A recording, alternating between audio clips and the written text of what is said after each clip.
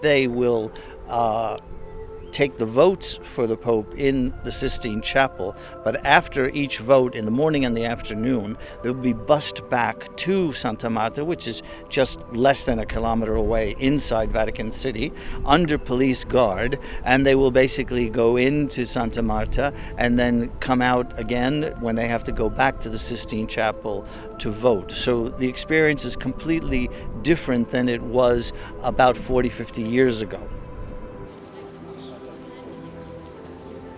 Step inside the world of the papal conclave. Discover the strict daily routine followed by cardinals as they vote to elect the next pope. From early prayers at Santa Marta to secret ballots beneath Michelangelo's frescoes in the Sistine Chapel. Learn about their ceremonial dress, informal discussions, and how smoke signals reveal the fate of the Catholic Church.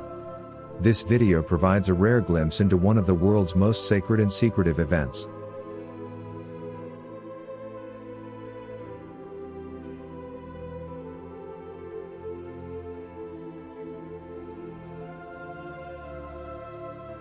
In Santa Marta, which is where the cardinals will be residing, they will have more or less a normal life in the sense that they could walk around in their clergymen, which is basically just a jacket and pants and, if they want, a cassock.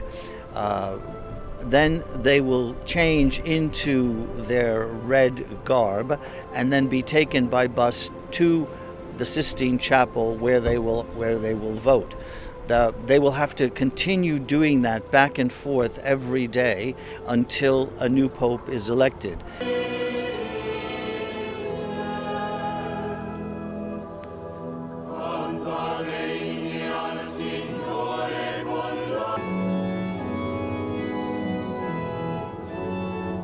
Signore, perché mi hai risollevato?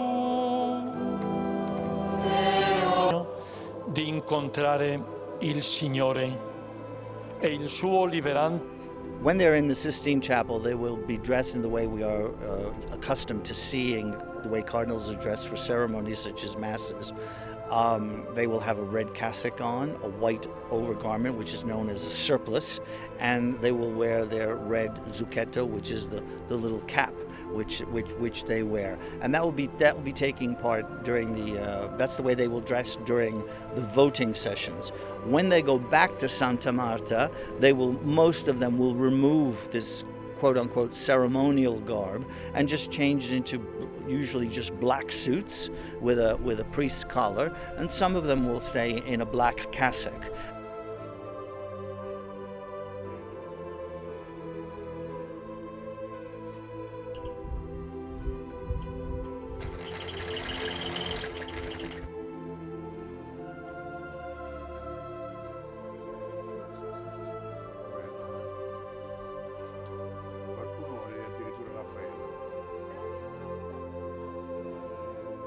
Speriamo di metterlo sulla testa del nuovo Papa.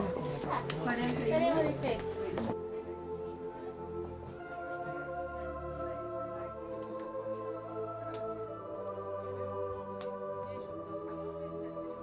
Questi giorni sono tutti a Roma.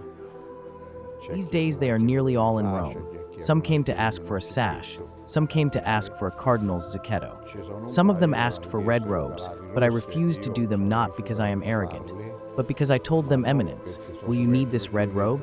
Maybe you need a different color, referring to the possibility of being elected pope. They obviously said no worries to it, but I would wait. In fact, I refused to make it, and I will make it after the conclave.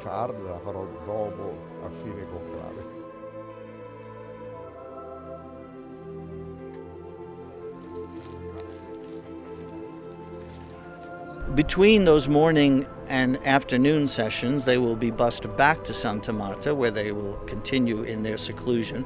And once in there, they can go back to their rooms, they can rest, they can talk to each other until the afternoon. Then they go back to the Sistine Chapel. In the evening, the same thing. They go back from the Sistine Chapel in the buses to Santa Marta, have dinner, and they can stay up as long as they want. There's no curfew of that kind, with meetings, talking to each other, and then on the next day they start the routine all over again until a pope has been elected.